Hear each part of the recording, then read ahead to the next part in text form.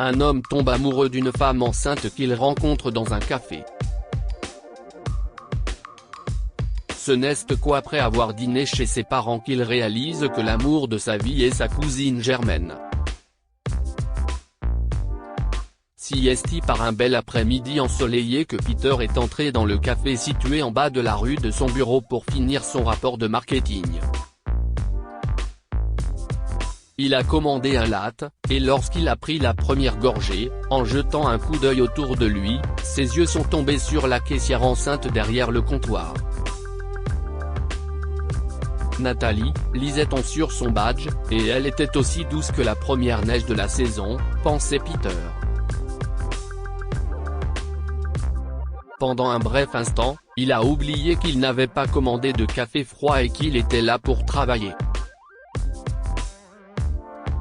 Il a pris une seconde gorgée de caféine brûlante, le regard fixé sur elle, et a crié un ouch. Elle l'a regardé un moment, leurs yeux se sont croisés et il a forcé un sourire idiot sur son visage. Elle a souri en retour et a secoué la tête. Voulez-vous un peu d'eau ? A-t-elle demandé gentiment en désignant un verre de glace, et il a répondu, non, ça va. Merci. Ils ont échangé leur numéro avant que Peter ne quitte le café ce jour-là, et au fond d'eux-mêmes, ils étaient conscients de l'attirance instantanée qu'il y avait entre eux. Ils étaient loin de se douter qu'ils commettaient une terrible erreur, et qu'ils n'auraient jamais dû commencer. Nathalie a rencontré Peter alors qu'elle était enceinte de 7 mois, et son histoire tragique l'a rapprochée d'elle. Son petit ami l'avait abandonnée parce qu'il ne voulait pas élever un enfant, et elle était trop gênée pour parler de sa grossesse à ses parents, alors elle a déménagé dans un autre état.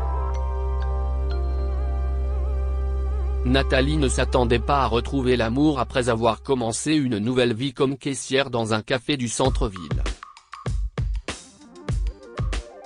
À vrai dire, elle avait perdu la foi en l'amour. Cependant, Peter l'a fait sentir différemment et il était tout ce qu'elle aurait pu souhaiter. Il ne l'aimait pas seulement elle, mais aussi son enfant à naître et lui a promis de prendre soin d'eux. Le seul problème est que Peter craint que ses parents ne voient pas d'un bon œil qu'il sorte avec une fille enceinte d'un autre homme.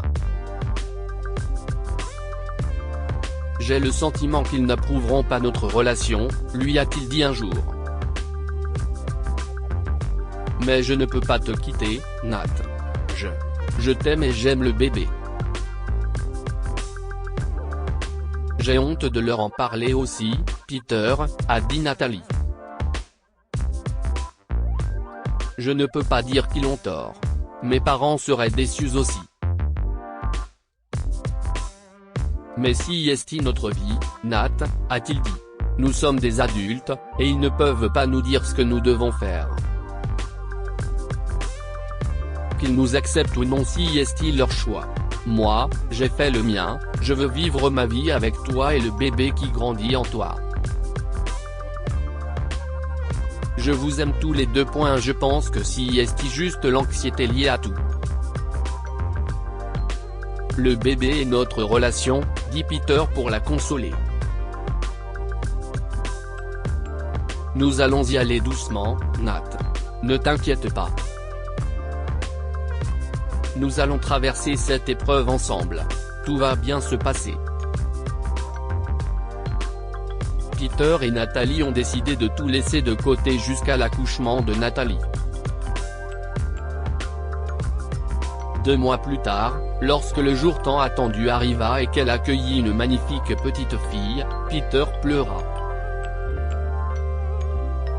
Il a tenu le bébé dans ses mains, étonné de voir à quel point elle était petite.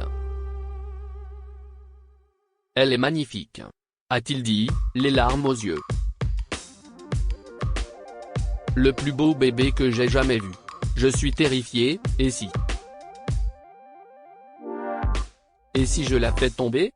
Tous les bébés sont petits, Peter. Elle arrive faiblement. Et tu ne la feras pas tomber. Oh, je vous aime tellement tous les deux. Je t'aime même si tu es si bête. Nathalie et Peter étaient heureux dans leur petit monde. Un couple heureux. Ils n'avaient aucune idée qu'une tempête était en route pour détruire leur existence paisible. Ils n'avaient aucune idée que leur relation n'aurait jamais dû commencer. Quelques mois plus tard, Peter a demandé Nathalie en mariage de la manière la plus romantique qui soit, et elle a dit oui. La demande a été suivie d'un dîner dans un restaurant français, et ils étaient sur un nuage, les plus heureux qu'ils puissent être, du moins si est ce que Peter pensait. Je ne savais pas que tu avais ça en tête. Quand as-tu tout planifié ? S'est-elle interrogée, le regard fixé sur la bague qui ornait désormais son annulaire et la rendait plus mal à l'aise. Depuis toujours, a répondu Peter. J'ai toujours voulu faire quelque chose comme ça. Je t'aime, Nat, et je veux que nous soyons ensemble jusqu'à ce que la mort nous sépare. Mais, est-ce que tu vas bien ? Tu as l'air inquiet. Écoute, je sais que les choses sont difficiles pour toi après ce qui s'est passé, mais crois-moi quand je te dis que je ne t'abandonnerai pas. Jamais point je sais, a-t-elle dit avec un sourire, puis elle s'est murmurée à elle-même, je sais que tu ne m'abandonneras pas, Peter. Peter était un homme bon, et par-dessus tout, il aimait sa fille. Alors Nathalie l'a embrassé et a ignoré les inquiétudes dans son cœur, pensant que c'était peut-être parce qu'elle se sentait accablée. C'était la conclusion la plus sûre qu'elle pouvait tirer sur la raison pour laquelle elle n'était pas vraiment heureuse. Ce soir-là, après le dîner, Peter et Nathalie ont décidé qu'il était temps qu'ils la présentent à ses parents. Nathalie était anxieuse que ses parents disent non, et Peter aussi.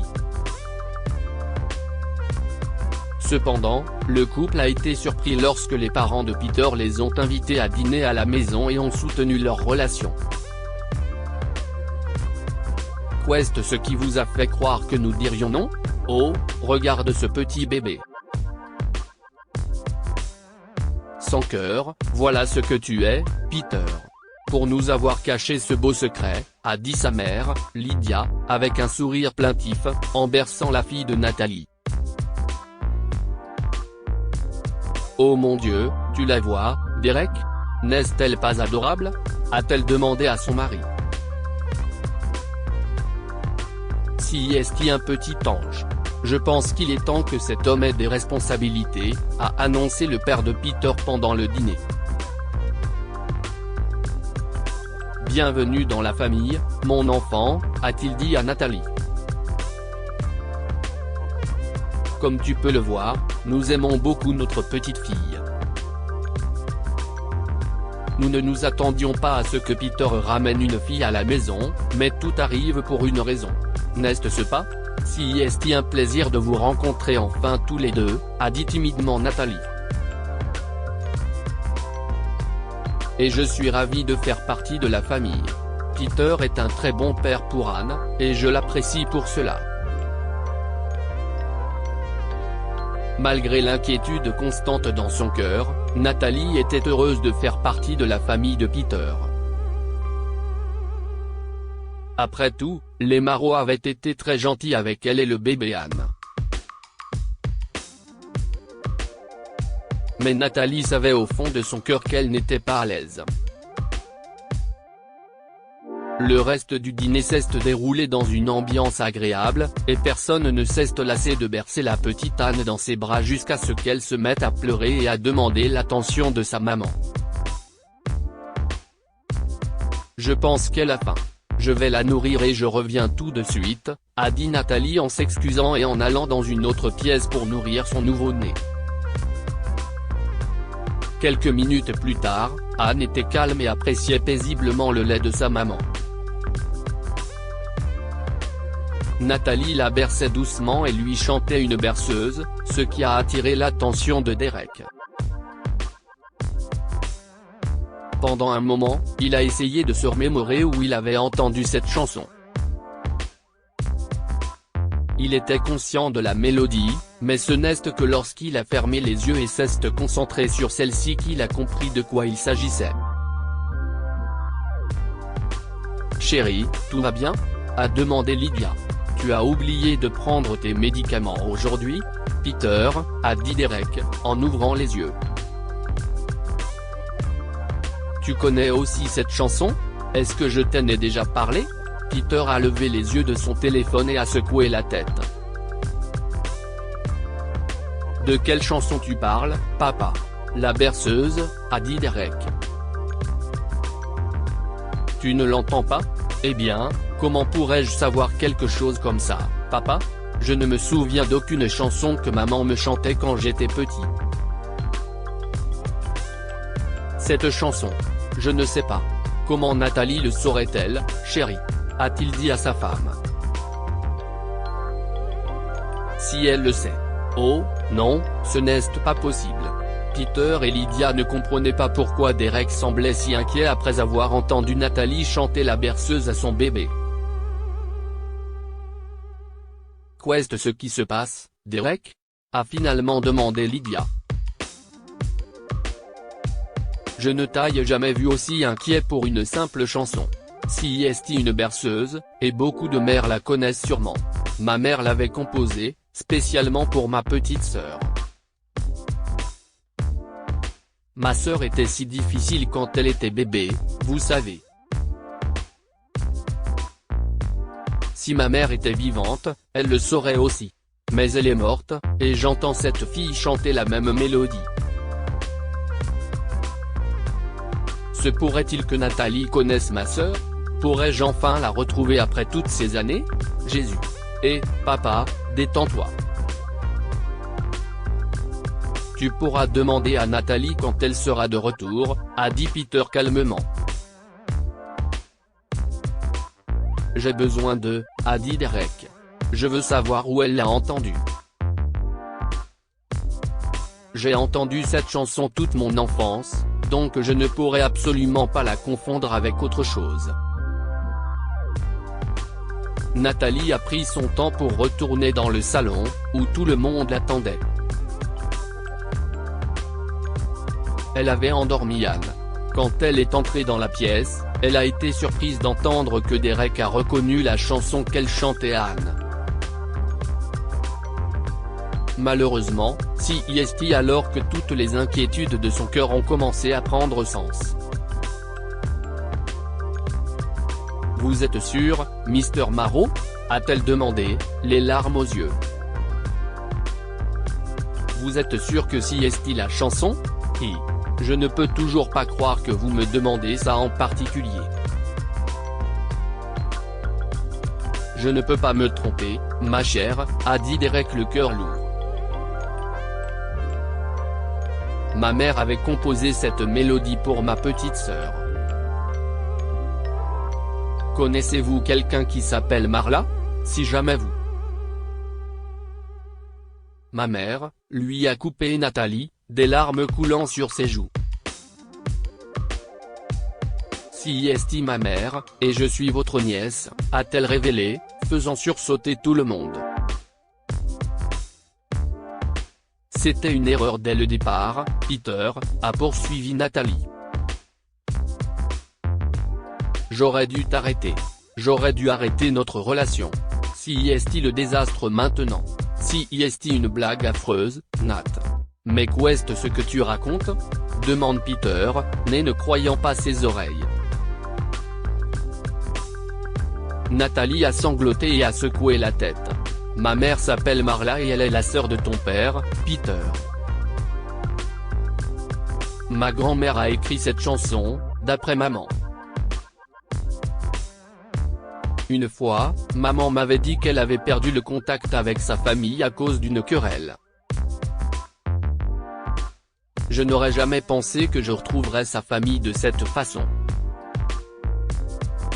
Maman était toujours en colère parce que sa famille ne se souciait pas d'elle. Peter avait l'impression que quelqu'un l'avait frappé avec une tonne de briques. Derek et Lydia étaient tous deux pris au dépourvu. Ils n'avaient aucune idée de la façon de gérer la situation.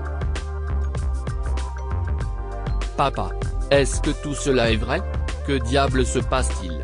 Demanda Peter désespérément. Je pense qu'il est temps que tout le monde sache ce qui s'est passé il y a des décennies. Tout a commencé après la mort de mes parents, Peter, a dit Derek d'un ton sérieux. Puis il a avoué la vérité à la famille.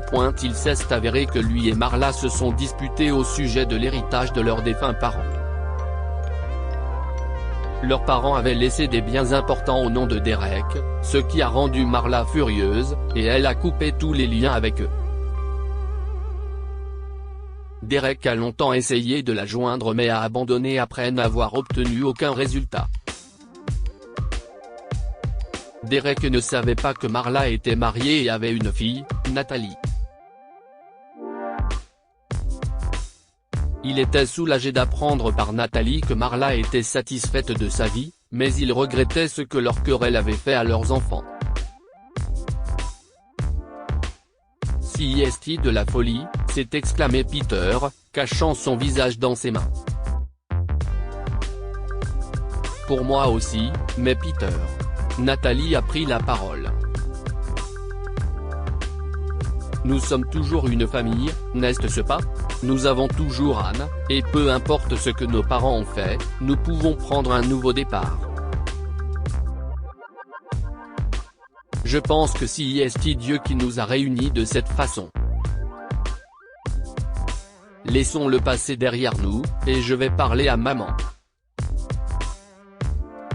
Qu'est-ce ce que vous en pensez?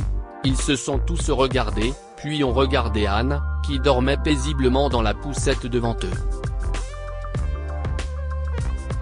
Le mariage a, bien sûr, été annulé. Mais Derek et Marla se sont réconciliés après toutes ces années.